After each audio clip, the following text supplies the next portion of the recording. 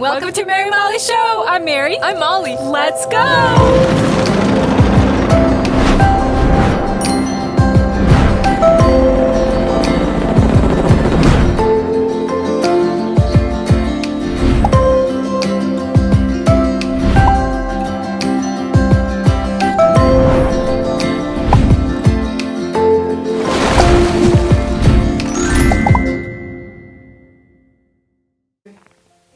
All the children were down with measles.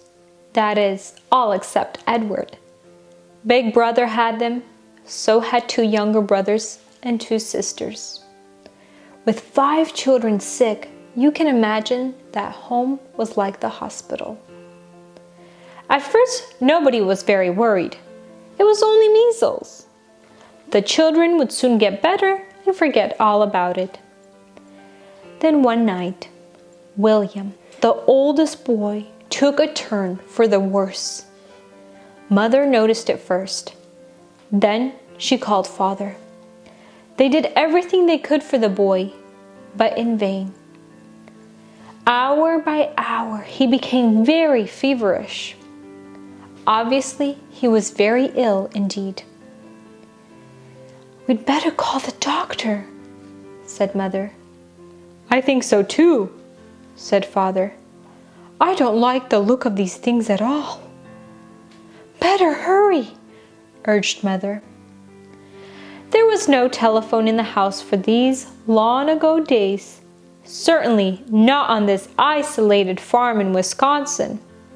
So Father sent a messenger with a team of horses to get the doctor, praying that he would not come so late. That night wore on, but no one slept. All were too worried about William. Those who were not in bed walked on tiptoe. The children talked in whispers. From the sad look on the faces of Father and Mother, they feared the worst. "Do you think William is going to die?" they asked one another. The children asked or the parents asked? The children said one to another. Oh, okay. Edward, not allowed in the room where William was lying, worried most of all.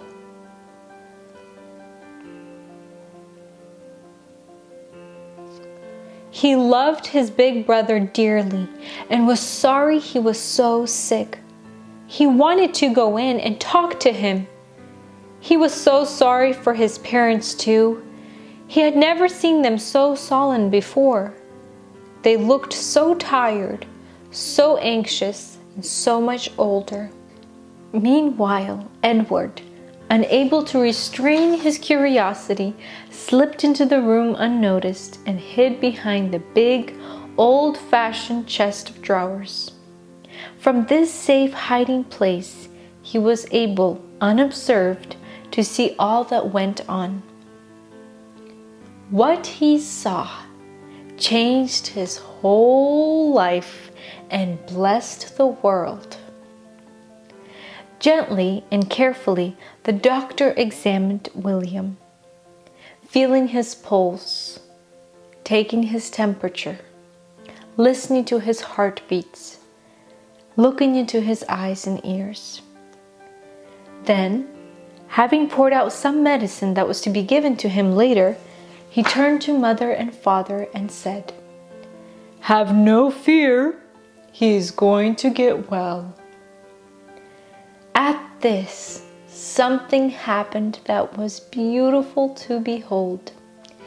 Instantly, the 2 tired, drawn, anxious faces lighted up with joy and hope, like the sun bursting through clouds after a thunderstorm, or a sudden dawn after a long, dark night. Never had Edward seen his parents so happy, so relieved. As he watched them, a great resolve came into his young heart. Like most boys of his age, he had wondered what he would be when he would grow up. I hope my earrings are not hitting the microphone. Okay. Go. a farmer, perhaps like his father, maybe a cowboy, an engine driver, or a prospector for gold. But not now. No, he would be a doctor. Not to make money, not for any selfish reason, but only that he might relieve pain and worry and bring light to people's faces. Years passed by, but Edward never forgot the vision he had seen that night or the high purpose that had come into his heart. As a medical student, he passed through many hard times, but when he was tempted to give up the struggle, he remembered that light on his parents' faces and kept on toward his goal. At last, he became a doctor himself and began to help people as his brother had been helped years before. Soon he too began to see drawn and anxious faces light up as he brought healing to the sick and dying and new hope to many troubled hearts. His dream was coming true, but he was not satisfied. He wanted to help still more people. He wanted to see yet more sad faces light up with joy and courage. So he studied germs that cause disease and at last became a famous bacteriologist. Always one of the happiest of men, Edward Carl Resnow found his greatest happiness in helping others by making sick people well, giving joy for sorrow, and bringing light out of darkness. Perhaps you have been wondering what you would like to be when you grow up, or you're already grown up. If you have, and if you would taste life's greatest joy, do something to help the needy and cheer the discouraged. Nothing is so satisfying as doing good to others. No reward so great as bringing light to their faces.